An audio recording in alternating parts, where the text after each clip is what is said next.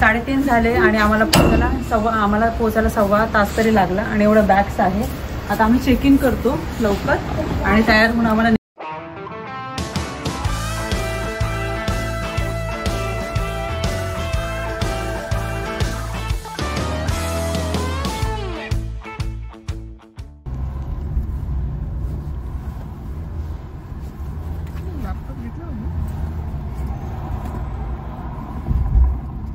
थोडे कमी होते आणि त्यासोबतच मग फ्रूट्सचं मार्केट होतं. त्याच्यासोबतच मग गरमागरम मग इथला जो ब्रेकफास्ट आहे तो पण असा रेडी होत होता.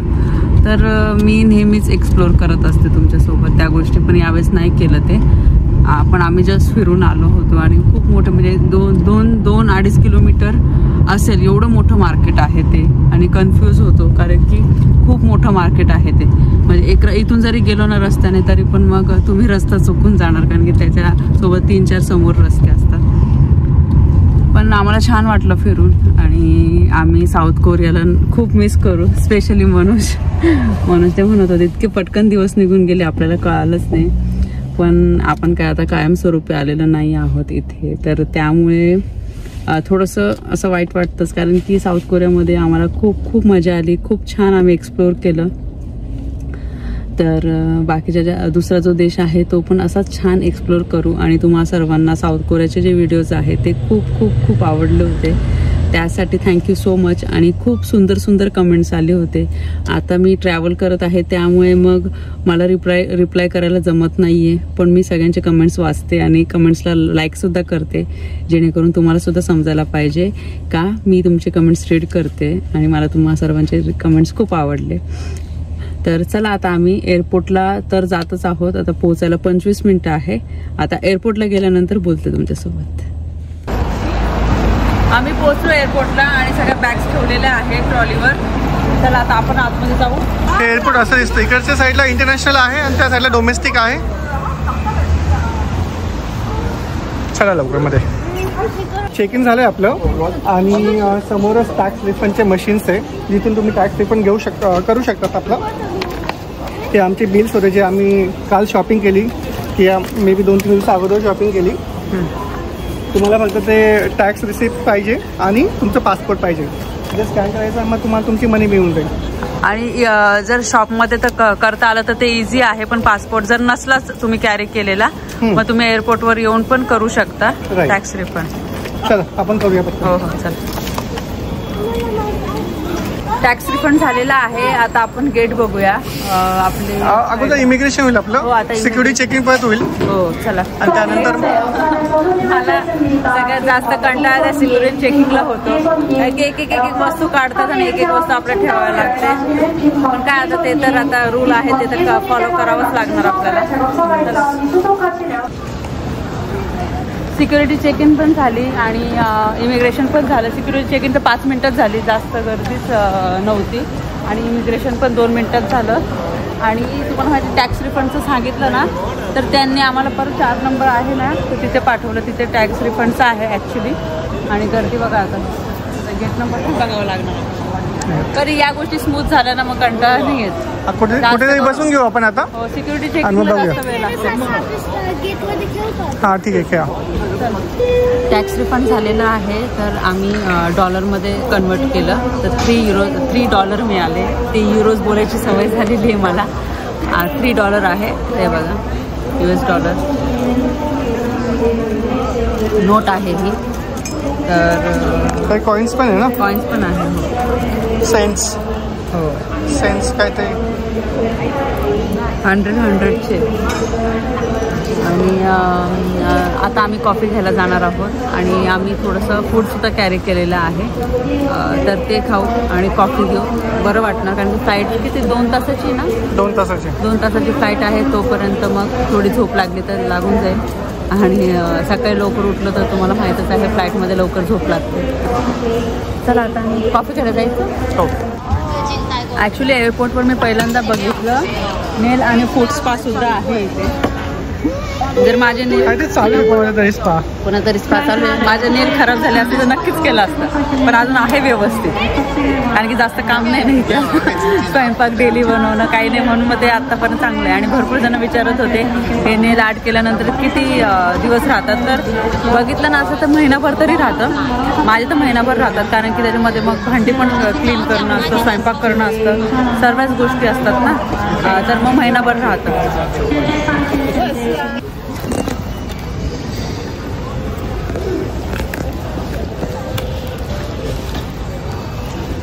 बोर्डिंग स्टार्ट झालेली आहे, 10:30 झाले बरोबर, आणि 11ची फ्लाईट आहे, म्हणजे राईट टाईम 11 जायचं राईट टाईम.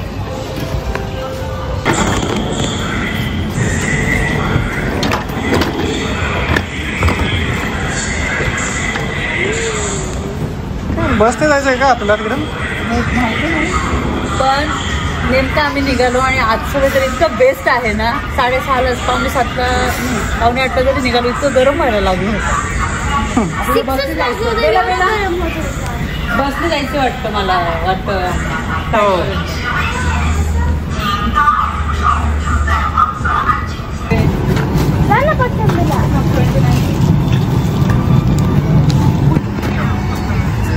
फ्लाईटमध्ये आम्ही बसलो आणि 2 बस होत्या. आमची बस पहिली भरली आणि आम्ही आता येऊन बसलो. सेकंड बस येईल तेव्हा मग हे पूर्ण भरलेलं दिसेल. मे बी जास्त लोक पण नाही आहे, असं तरी काम ते दिसतेच आहे. आता लोक येतील त्याच्यावरून कळणार. पुढचे लोक तर दिसत आहे, हे असतीलच लोक येतील हळूहळू लोक. कारण 2 तासाचीच फ्लाईट आहे आमची. काय आराम करू, कारण की त्याच्यानंतर परत आपला धावपळ करायची.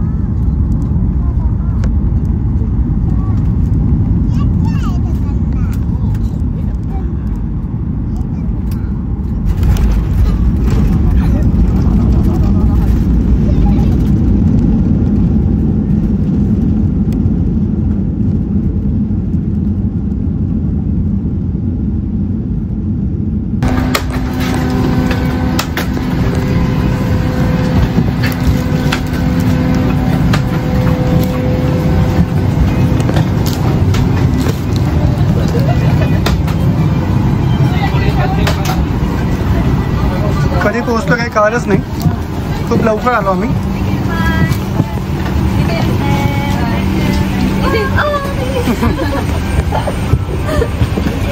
बाय. पोचलो आहोत जपानला, टोकियोमध्ये आहोत आता आम्ही. आणि इथे सिक्युरिटी खरंच खूप खूप खूप अशी चांगली आहे, म्हणजे खूप बारकाईने सगळ्या गोष्टी चेक करतात आणि तेवढंच पोलाईट पण आहे आणि एकदम पटापट कामं होतात, एकदम डिले होत नाही. सगळे बॅग्स घेतल्या. आमच्याकडे तुम्हाला माहिती आहे रेडी टू ईटचं फूड आम्ही कॅरी केलं होतं, तर ते चेक करतात. राईस वगैरे चालतो, रेडी टू ईट जे घेतलेलं आहे पॅकेट्स ते पण चालतात. पण तुम्ही पण थोडंसं सांगा, तुम्ही ट्रॅव्हल करत आहात, लहान मुलं आहे, त्यामुळे मग तुम्ही हे कॅरी केलेलं आहे, म्हणजे काय आडवत वगैरे नाही, पण त्यांचं काम आहे ते. तर आमचं सगळं चेक केलं आणि त्यानंतर मग आम्हाला सोडून दिलं. तर आम्हाला जायचं आहे टर्मिनल 2ला, बसने जायचं आहे आणि तिथून मग आम्ही कार बुक केलेली आहे कारण तेवढं सगळं सामान आहे ना त्यामुळे. हो, एअरपोर्ट शटल इथे आहे. हो. तर त्याने आपण लगेच जवळच आहे, तिथून आपण आपली टॅक्सी घेऊ. चला परिबेला.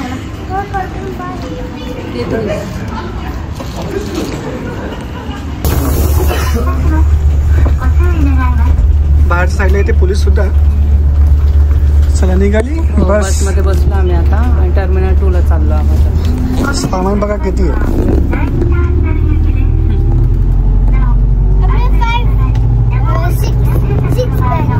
6 बॅग्स आहे.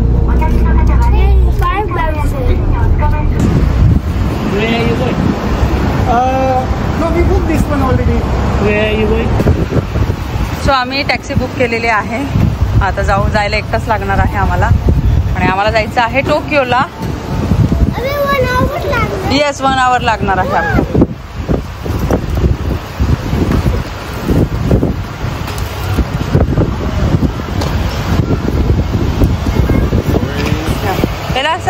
बेला सरक.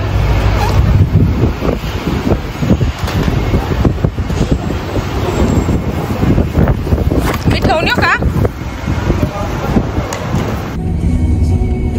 टॅक्सीमध्ये आम्ही बसलो आणि आम्हाला पोचायला 1 ते 1.5 तास लागणार आहे, डिपेंड्स ट्रॅफिकवर. आणि कारण आम्ही जाणार आहोत टोकियोला आणि फायनली सगळं सामान ठेवलं आणि खूप जास्त सामान आहे. मोठ्या 5 बॅग्स आहे आणि बॅकपॅक 2 आहे. त्यामुळे मी दोघं मिळून ना सगळं व्यवस्थित मॅनेज करतो. ॲक्च्युली आमची कधी अशी चिडचिड वगैरे होत नाही. त्याचं कारण हे का आम्ही कामं वाटून घेतो. आता ट्रॅव्हल करायचं आहे लहान मुलींसोबत तर कामं वाटून घ्यायची असतात. म्हणून आता बॅग घेत आहे तर मी पटकन जाऊन मग मी ट्रॉलीज घेऊन येते आणि म्हणून एका ट्रॉलीवर सामान ठेवते तर दुसऱ्या ट्रॉलीवर मी सामान ठेवते. असं मॅनेज केलं ना तरच मग ही ट्रिप सक्सेसफुल होते आणि परिबेलाला पण समजून सगळ्या गोष्टी कराव्या लागतात. पण आम्हाला कसं आता सवय झाली त्यामुळे मग आम्हाला असं खूप डिफिकल्ट होत नाही. फक्त सामानाचं जर बसमध्ये ठेवणं ते काढणं तेवढंच, बाकी काही नाही. तर चला आता भूक लागली ना खूप. तरी प्रोटीन बार्स आहे ते आमचा मगाशी खाल्ले आणि बेलाला परत देते मी protein bar.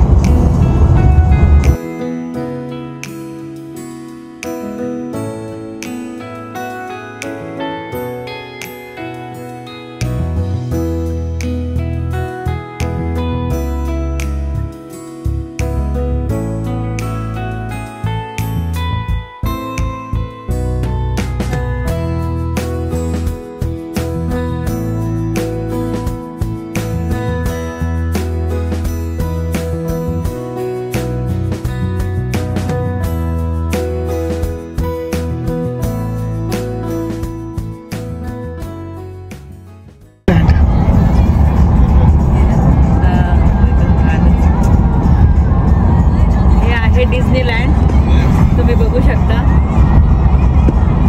Very big. Yes. Did you go into there? No.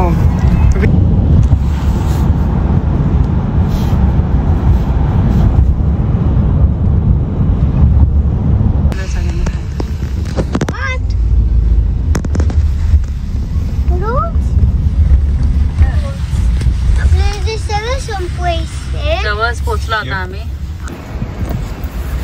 3:30 झाले आणि आम्हाला पोचायला 1.25 तास तरी लागला आणि एवढं बॅग्स आहे. आता आम्ही चेक इन करतो लवकर आणि तयार होऊन आम्हाला निघायचं आहे. खातो पण आम्ही थोडंसं. एरिया खूप मस्त आहे. एकदम भारी, एकदम मस्त आहे. Finally we are in Tokyo.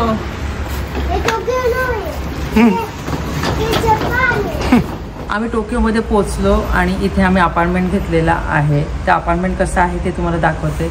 आणि खरंच जपान खूप एक्सपेन्सिव्ह आहे आणि स्पेशली टोकियो खूप एक्सपेन्सिव्ह आहे आणि जागा खूप कमी आहे. म्हणजे आपल्या मुंबईमध्ये कसं आहे अगदी तसंच आहे.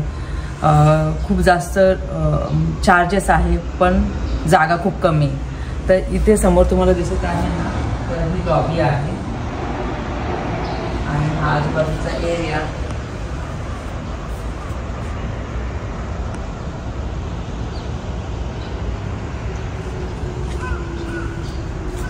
तर अपार्टमेंटची तुम्हाला टूर देते. तर इथे एंट्रन्स आहे. तर इथे त्यांनी ऑलरेडी हे ठेवलं होतं, please take off your shoes. तर आम्ही इथे शूज वगैरे म्हटलं, मला तर सांगा इथेच काढावं लागणार आपल्याला. नंतर बघितलं तर इथे शूज वगैरे ठेवण्यासाठी ऑलरेडी जागा आहे. आम्ही आलेल्या शूज इथे जस्ट ठेवले. आणि इथे किचन आहे. तुम्हाला माहिती अपार्टमेंट म्हटलं का तर मग गॅस वगैरे येतो. तर इथे सुद्धा जागा आहे भरपूर. वस्तू वगैरे ठेवायची असेल, इव्हन कपडे वगैरे ठेवायचे असेल तर इथे सुद्धा एक्स्ट्रा जागा आहे. आणि इथे गॅस आहे. तर तुम्ही बघू शकता गॅस एकदम छोटा आहे. मला सांगितलं जागा खूप कमी आहे इथे, त्यामुळे इथले जे घरं आहे ते खूप जास्त महाग आहे. इथे नेहमीसारखं चिमणी, सिंक आहे, केटल आहे आणि हे आहे राईस कुकर. आणि त्यानंतर इथे मायक्रोवेव्ह आणि इथे आहे फ्रीज वगैरे. आणि इथे सुद्धा जागा आहे ते ठेवण्यासाठी. आणि याच्या खाली त्यांनी क्रॉकरीज दिलेले आहेत, ग्लासेस, कप्स, बाउल्स, प्लेट्स आणि भांडी पण आहेत कुकिंग करण्यासाठी. आणि तुम्हाला माहिती आहे आम्ही रेडी टू ईट आणलेला आहे. तर याच्यासाठीच अपार्टमेंट चूज केलं का आम्हाला वन टाइम तरी बनवता आलं पाहिजे. तिन्ही वेळेस बाहेरचं खाणं म्हणजे कंटाळा येतो आपल्याला. आणि आपल्याला असं वाटतं आपलं स्वतःचं जे होममेड फूड आहे ते पाहिजे. आणि हा शॉवर एरिया आहे. हा इथला पूर्ण बघू शकता, शॉवर एरिया आहे हा. आणि त्यानंतर इथे सिंक वगैरे आहे. इथे जस्ट आम्ही येऊन म्हणजे आम्हाला येऊन 1-1.5 तास झालेला आहे. त्यामुळे तुम्हाला हे टॉवेल्स वगैरे असे दिसत असतील. आम्ही थोडेसं फ्रेश वगैरे झालो आणि मग व्हिडिओला सुरुवात करते मी. नाही तर विचार करणं हे टॉवेल्स असे कोणी टाकले. आणि इथे त्यांनी वॉशिंग मशीन सुद्धा दिलेली आहे. आणि इथे आहे डस्टबिन. आणि इथे आहे बेड्स. हे बघा, हा इथून परत असं समोर आलो ना तर इथे सुद्धा त्यांनी अजून भरपूर अशी जागा बनवून ठेवलेली आहे. वस्तू वगैरे ठेवून त्यांनी एक्स्ट्राचं ठेवलेले आहे. टिश्यू पेपर, परत टॉवेल वगैरे हे आता आम्ही जस्ट ठेवला. आता असं हा असा दरवाजा बंद केला की तो म्हणजे बंद होऊन जातो. आणि इथून असं आलो ना तर इथे आहे बेड सगळ्यांसाठी. 2 बेड्स आहे इथे. आणि त्यानंतर इथे टेबल आहे. इथे टेबल, चेअर्स आहे 2. आणि इथे छोटीशी गॅलरी आहे. अजून आम्ही काही हे डोअर जे आहे ते ओपन केलेलं नाही. करूया आपण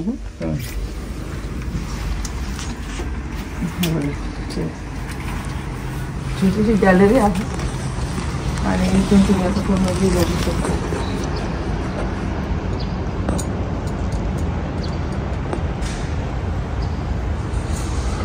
छान आहे. आम्हाला अपार्टमेंट छान मिळालं. आणि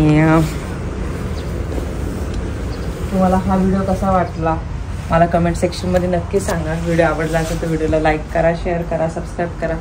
भेटूया आपण लवकरच नवीन व्हिडिओमध्ये. तोपर्यंत सर्वांनी काळजी घ्या. बाय.